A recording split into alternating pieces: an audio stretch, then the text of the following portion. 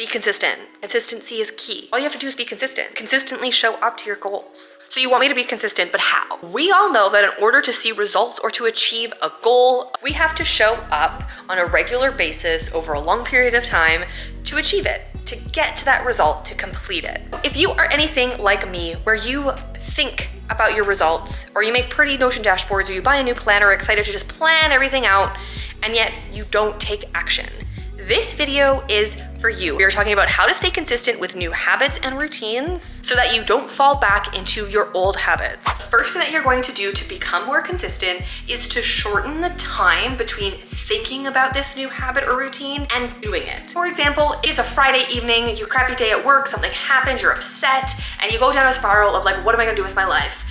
Instantly, you're like, you know what I need? A new notebook, a new planner. I make a new Notion dashboard, planning out your whole life and making that perfect plan. On Monday, I am going to do this, and this. You have it all color-coded, or you have charts, you have to-do lists, and you are so excited. It is just gonna be the best thing ever. And then Monday morning rolls around and you're like, meh, and you don't take action. You got all of that out onto a piece of paper, to Notion, wherever you plan your life. But by Monday morning, you were like, you know what? It's just easier to just stay where I am at now because it's comfortable. So instead of Friday evening planning out absolutely everything you were going to do on Monday, why not Friday evening you do the action? Say you wanted to start working out. Why couldn't you go for a walk on Friday evening? When that thought sparked into your brain, it is shortening the time span. And obviously you can't, like if the thought comes in your head while you're driving, you're not gonna pull over and like go for a walk.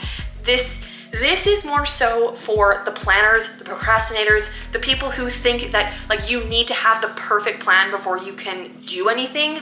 In order to stay consistent with your habits, you have to do them. The more you do them, the easier it gets at doing them long term. The biggest problem with consistency is your brain.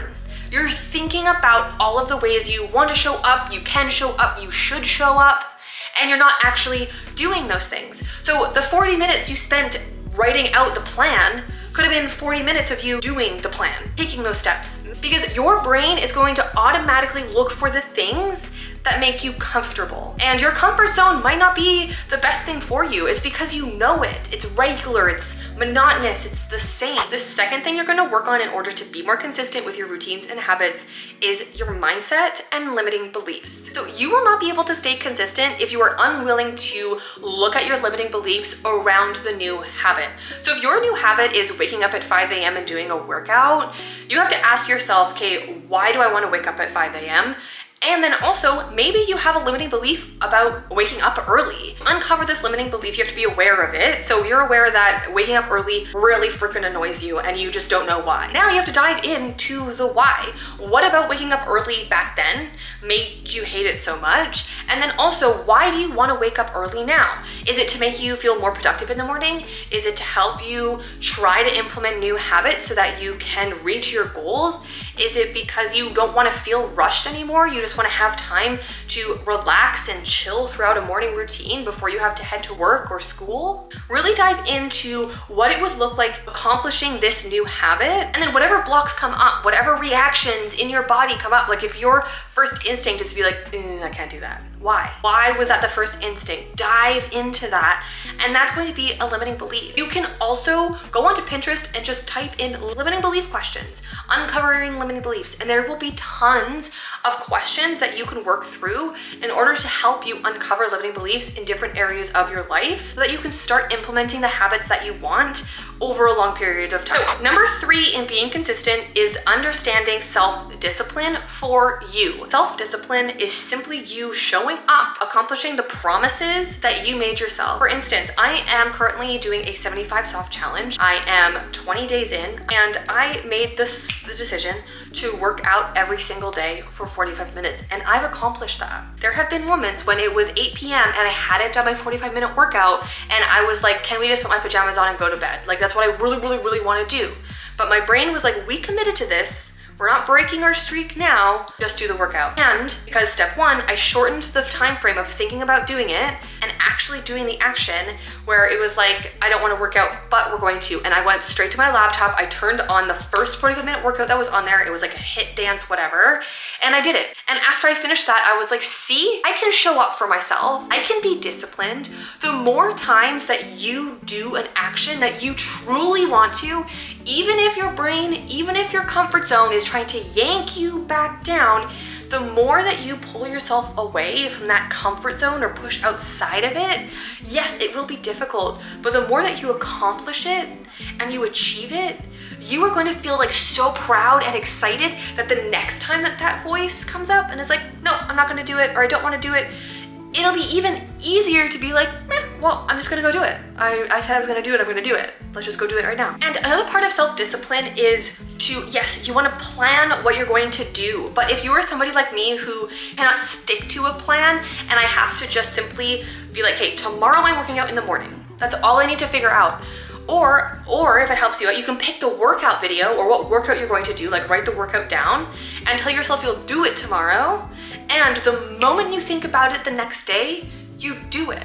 Obviously, you're gonna have things that come up. Maybe you work a 9 to 5, maybe you have school. So you're gonna have different areas. You're gonna be like, hey, I know that I can work out in the morning, so prioritize it in the morning. But you don't have to plan out that every single Monday at 5 a.m. I'm going to be working out for the next 6 months. It doesn't have to be that strict. You can ebb and flow and still be disciplined.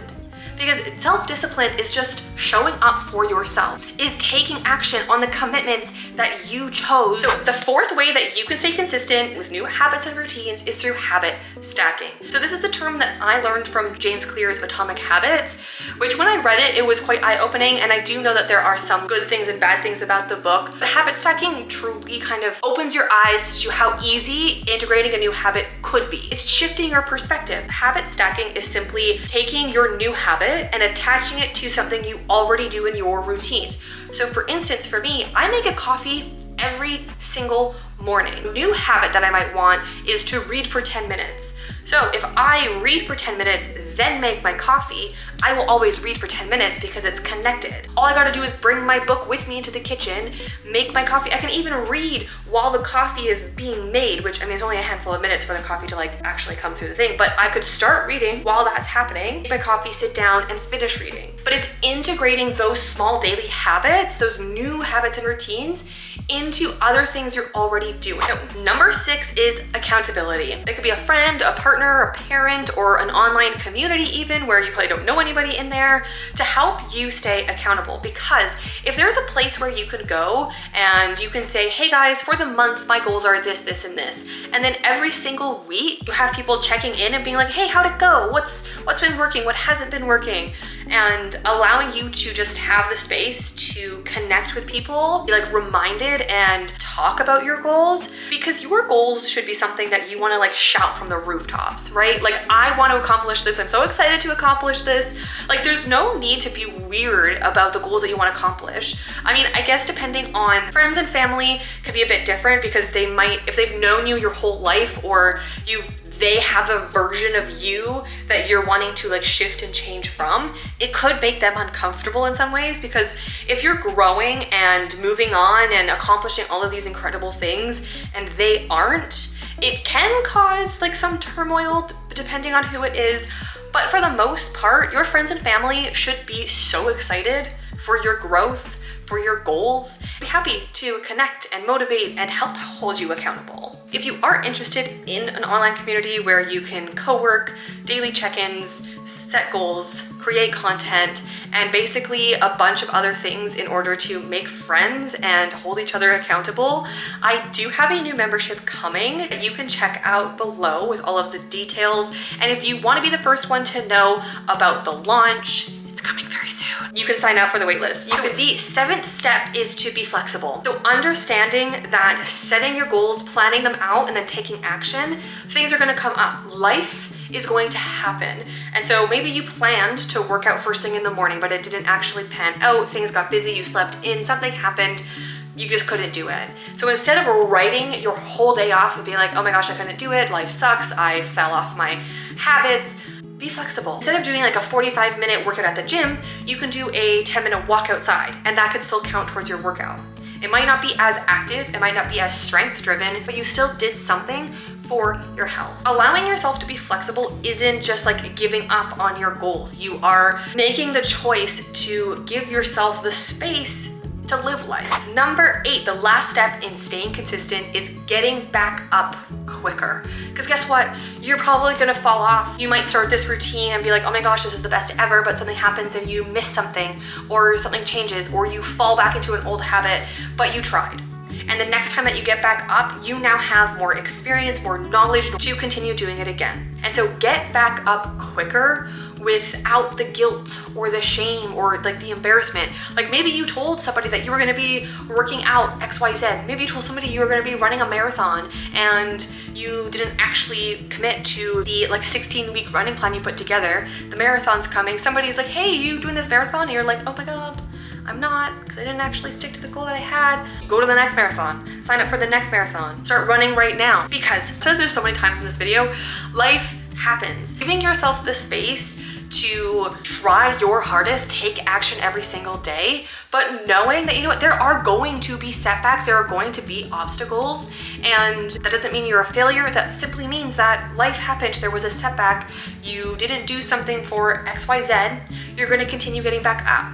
So for me, one of the things is writing. I used to write like every single day for months, and then I would stop for like 6 months, and then I would start writing again. Then I would stop for months at a time. And then every single time that I got back into the habit of writing, I would tell myself, this is amazing. I love this, it's so exciting. But then why do I fall off and then take so long to get back up? I now can usually get myself back into writing after a week or so. But I know that I probably will never write every single day for the rest of my life.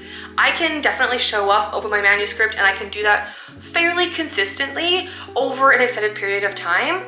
But I don't ignore my work in progresses anymore for months and months on end, because I've learned to shorten that downtime. If you are setting new habits and routines, remember that it takes time, but you have to take the actions. You have to implement these daily habits and take action in order to see long-term results, long-term growth. That is everything that I have for you in this video. If you enjoyed it, please hit like. If you can subscribe so you don't miss anything. And so if you are a creative person, an entrepreneur, and you want to leverage daily habits to actually get shit done in 90 days or less, I have a new membership that is coming out very soon. It will help you stay accountable and schedule in time to show up for your business or personal goals and connect with a community of like-minded women who understand your passion, your drive. It's gonna be a great time. And I will see you guys in the next one. Bye.